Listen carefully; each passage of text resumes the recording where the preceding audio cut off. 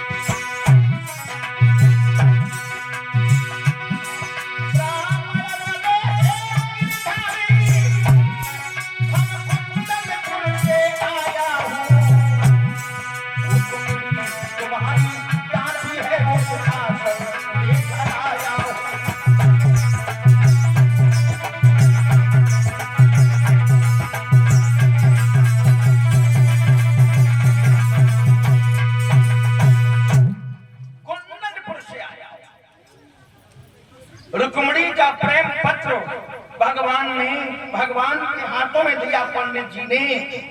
और जो भगवान कन्हैया ने पत्र पढ़ा, कहा कि पंडित जी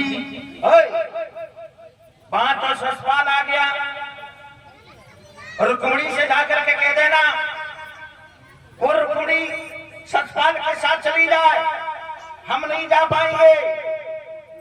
पंडित जी कहने लगे, कन्हैया अगर तुम जाओगे नहीं तो तुम्हारे बगैर वो मर जाएगी। वो मर जाएगी तो आगे पीछे का हम मर जाएंगे, हम नहीं जा पाएंगे। भगवान कहने लगे,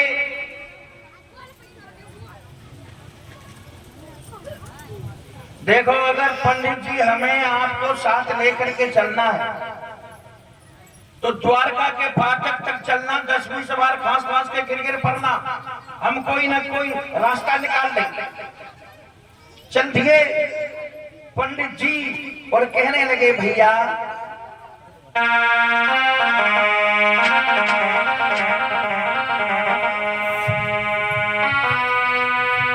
कि ब्राह्मण ने कही मेरी बात सुनो, और यदुवंशी श्रेष्ठ कहाते हैं।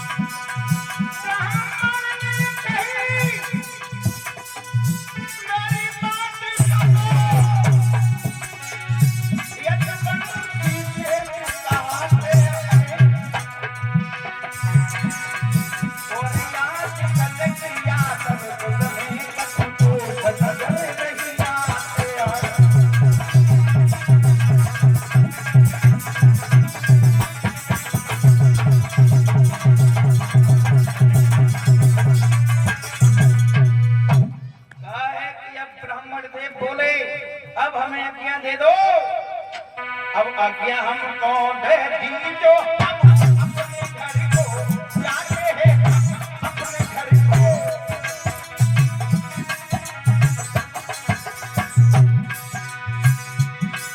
कोई सब यदुवंशी मिल करके ब्राह्मण को पिता कराते हैं।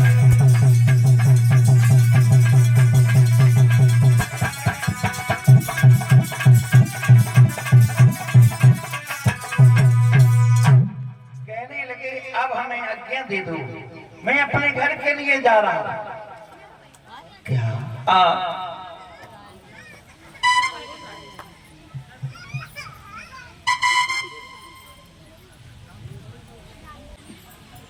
भगवान कन्हैया कहने लगे, पंडित जी जाकर के रुक्मिणी से कह देना वो ससपाल के साथ चली जाए, इतनी सेना का सामना हम नहीं कर पाएंगे, समझ गए तुम? पंडित जी बोली कन्हैया वो मर जाएगी। कन्हैया बोले वो मर जाएगी तो बाकी पीछे हम मर जाए। बोलो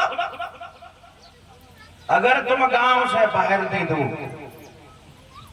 तो तुम लेकर के चले जाएंगे, अन्यथा हम लड़ नहीं पाएंगे, समझ गए तुम? पंडित जी बोले गांव के बाहर की बात है। बिल्कुल बिल्कुल। तो गांव से बाहर एक मंदिर है, पूरब वाली दिशा खाली है, देवी आलोपा का मंदिर है, वही हम पूजा करने का बहाना भेज देंगे, वही तुम रथ में बैठा रही हो। ठीक है। भगवान ने पंडित जी को कर दिया महलों की तरफ और कन्हैया हो गए मंदिर की तरफ। रुक्मिणी बैठी हुई है, ना जाने पंडित जी पहुंचे होंगे या नहीं पहुंचे होंगे, और तब तक पंडित जी दरवाजे पर पहुंच गए। रुक्मिणी बोली पंडित जी आ गए? जवाब दिया आ गया।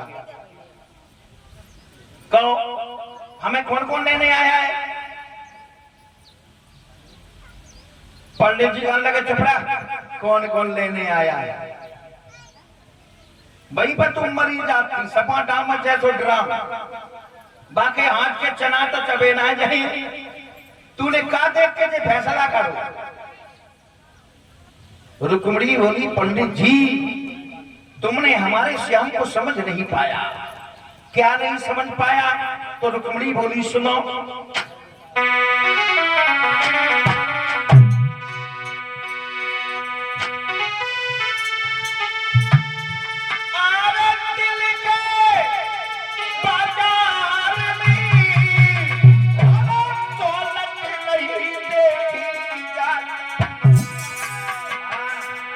और प्यार हो जाए तो सूरत नहीं देखी जाती, प्यार हो जाए तो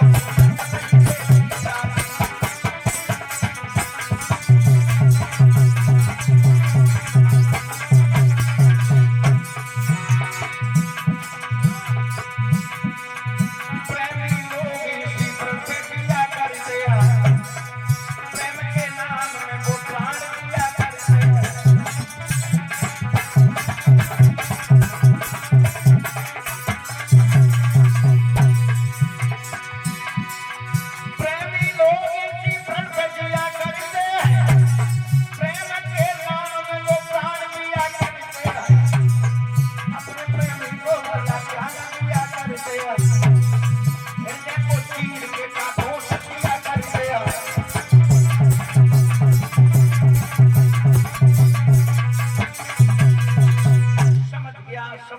समझ गया। लली, एक रथ है, 4 घोड़ा है, और रथ को स्वयं हाँक रहो, पूरे शरीर की 1.5 ग्राम है, ज्यादा लंबो चौड़ो ना है, जिन्हें देख के कोई डराई रहते। हाँ, और अगर लली बाकी प्राण की सलामती चाहती हो तो पूजा के बहाना धीरे से निकल जाओ। हाँ, कानो कान भनक ना हो।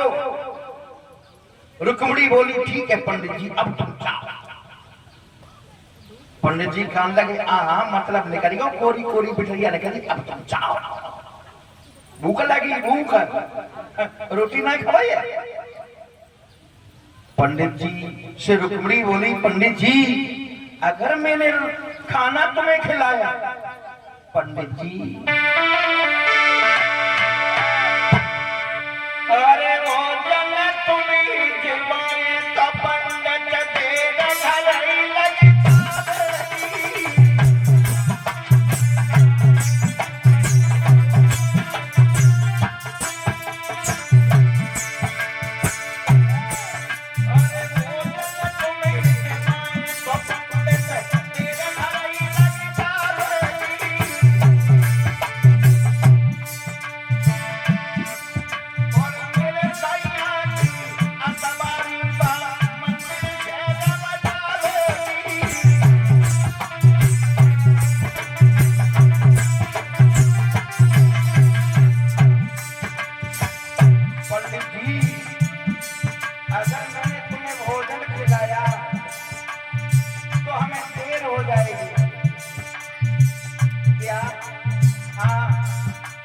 जी। एक बात सुनो,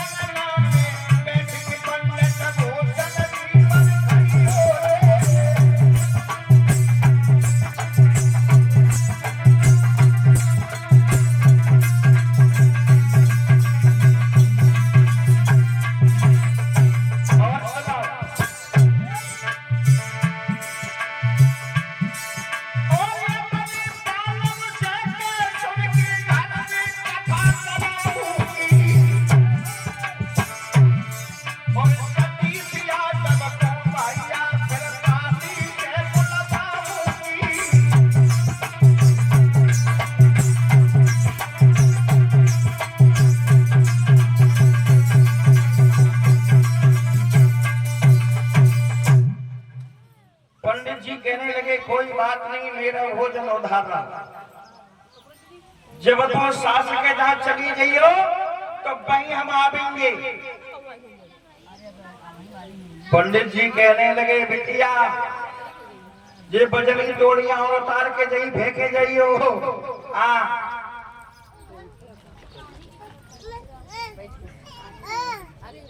आज रुक्मणी ने चौमुखा दीपक जलाया, एक थाली में रखा, चलने को तैयार हुई, लेकिन आत्मा ने गवा ली। रुक्मणी सोचने लगी, कोई भी लड़की जब पहली बार ससुराल के लिए जाती है तो अपने माता पिता से मिलने के बाद जाती है।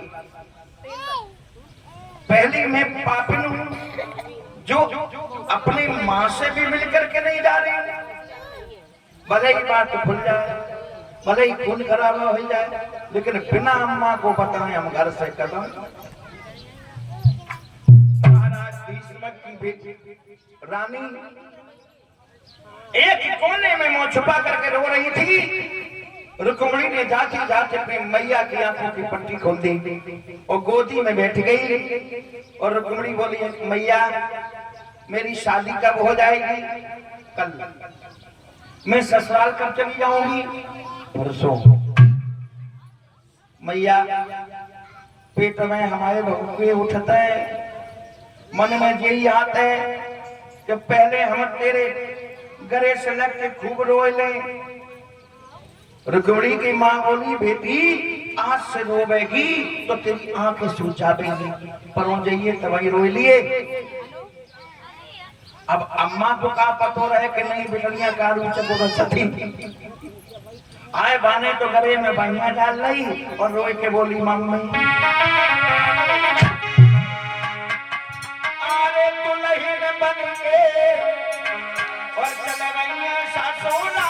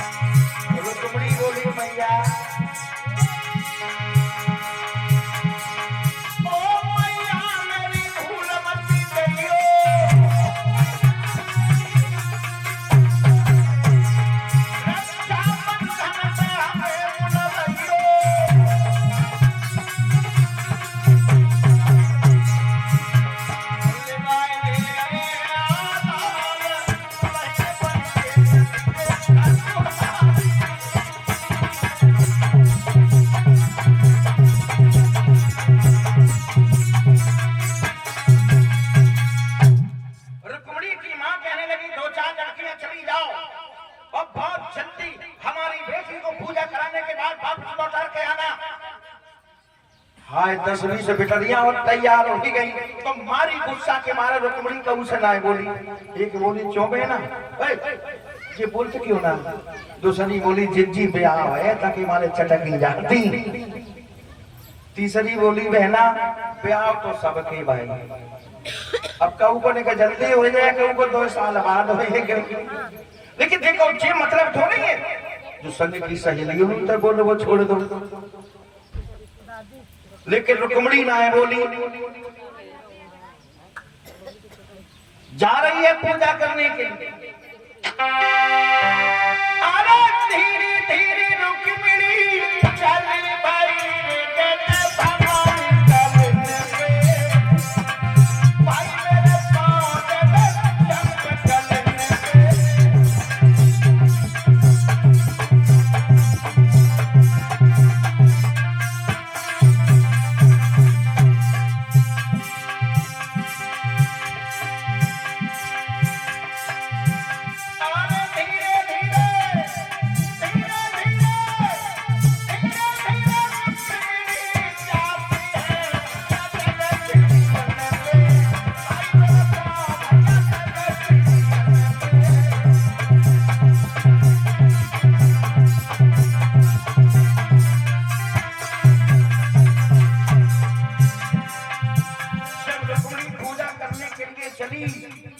उसके सर से होकर के एक काला कौआ काव काव करके उड़ा तो रुक्मिणी कौआ से बोली,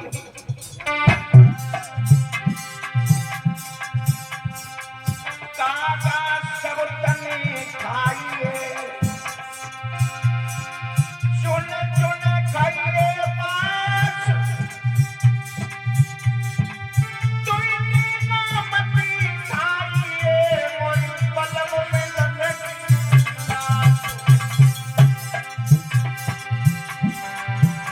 अरे रुक्मिणी भागती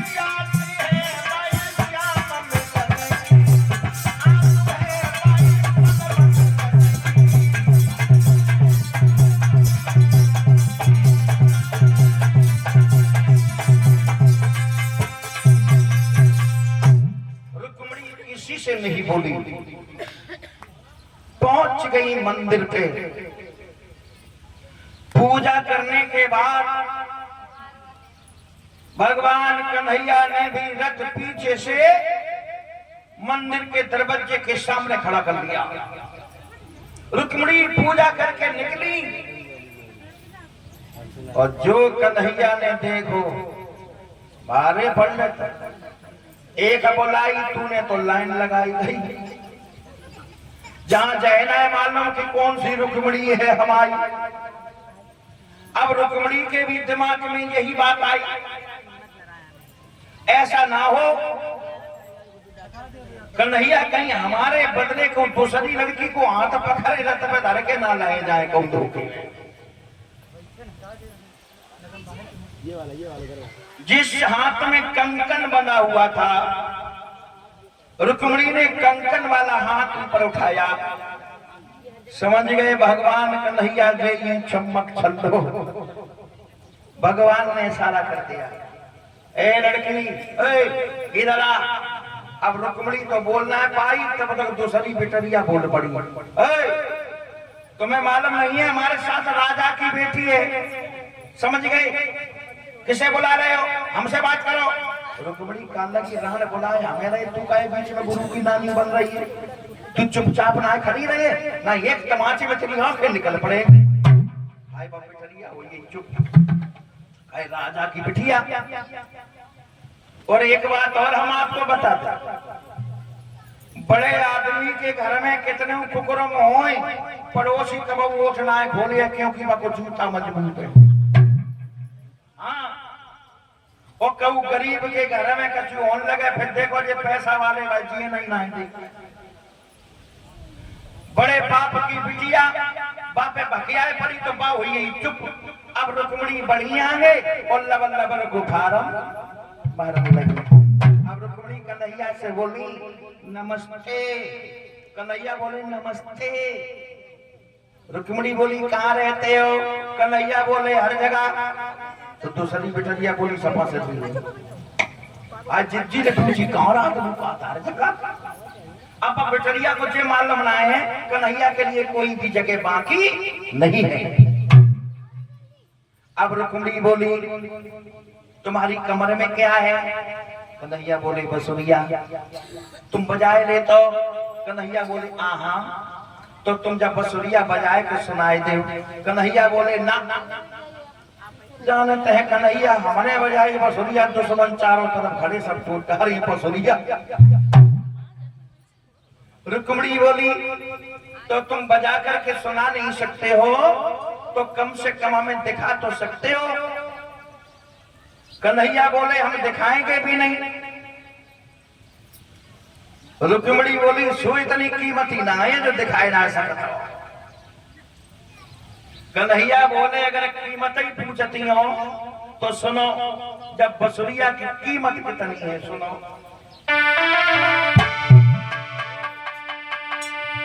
मेरे घर में एक पेड़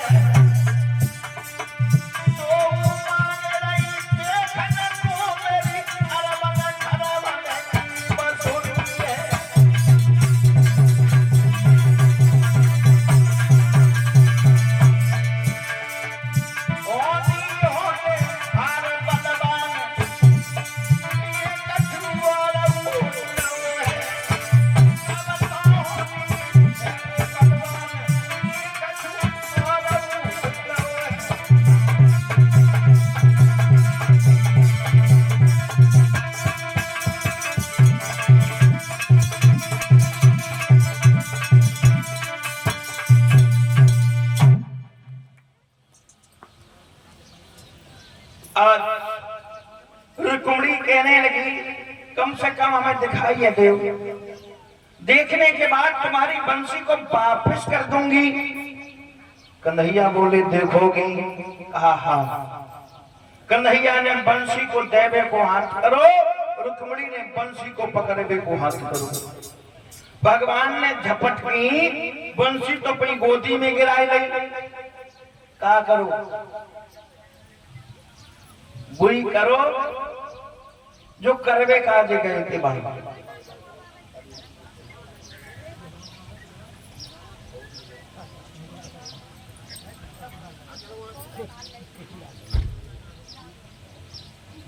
क्या किया?